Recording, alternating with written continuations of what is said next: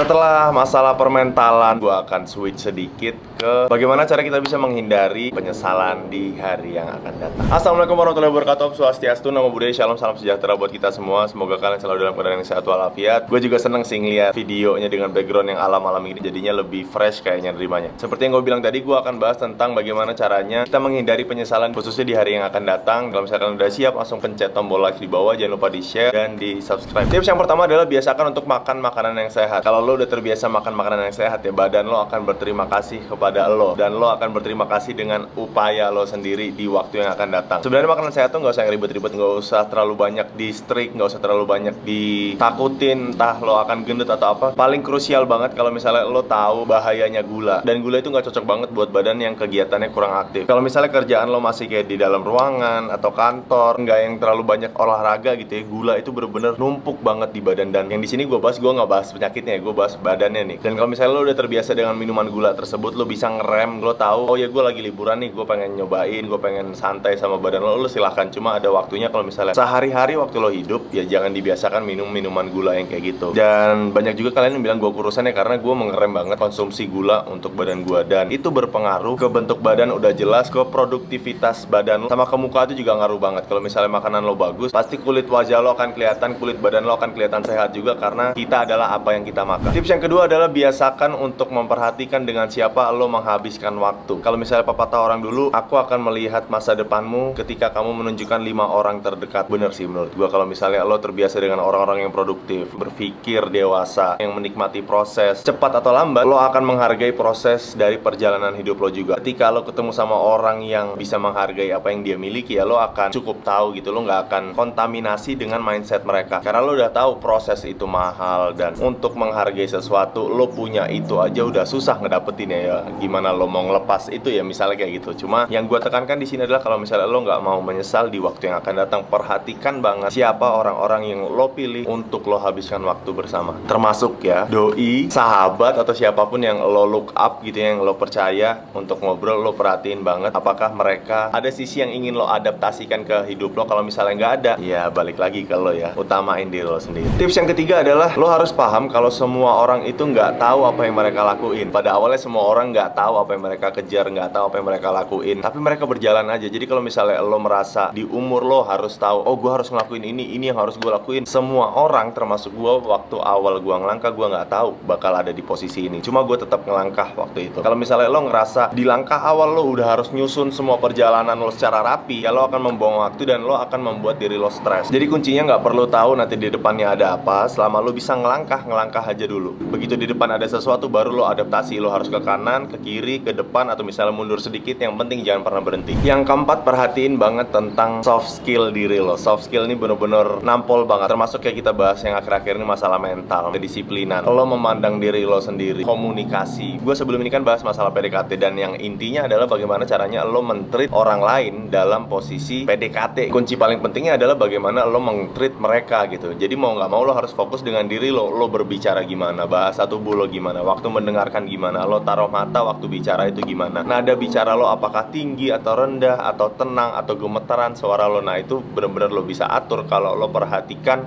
soft skill lo. Di waktu yang akan datang lo bener-bener akan berterima kasih dengan diri lo sendiri, karena mau meluangkan waktu untuk mempersiapkan waktu yang akan datang. Jangan pernah takut untuk mengekspresikan diri lo. Lebih ke feeling sih menurut gue. Lo kalau misalnya punya perasaan apapun ya, mau masalah benci atau masalah cinta atau suka, sayang, berterima kasih, sampaikan apapun yang mau lo omongin, dan enjoy aja ya, nikmatin aja waktunya, nggak usah diambil stres. Tips yang terakhir adalah serius dengan kerjaan lo, tapi santai dengan diri lo. Ini adalah dua hal yang berbeda, karena kalau masalah kerja, kontribusi kita ke lingkungan umum ya. Nah kalau misalnya untuk ke diri lo sendiri, lo nggak perlu fit in ke orang mana-mana, lo nggak perlu dapet penerimaan orang. Selama lo bahagia dengan diri lo sendiri, ya lo udah cukup. Nah untuk masalah kerjaan lo harus strict, yang lo kasih buat orang lain. Sementara untuk diri lo, ya lo harus santai. Begitu lo stres, lepasin aja masalah lo, fokus dengan apa yang lo bisa selesaiin, bukan fokus pada masalahnya. Begitu lo fokus pada masalahnya, akan timbul masalah yang lain. Begitu lo fokus dengan bagaimana caranya melepas stres itu, akan muncul solusi-solusi atau peluang-peluang yang bisa lo jalanin. waduh makin berat ya. Ya karena serius deh, gue kalau ngomongin masalah hidup nih ya, kalian harusnya udah mulai benar-benar serius. Di umur kalian yang sekarang, di hidupnya ya serius, cuma di elonya santai. Lo harus fleksibel. Kalau lo capek, tadi gue udah bilang, istirahat.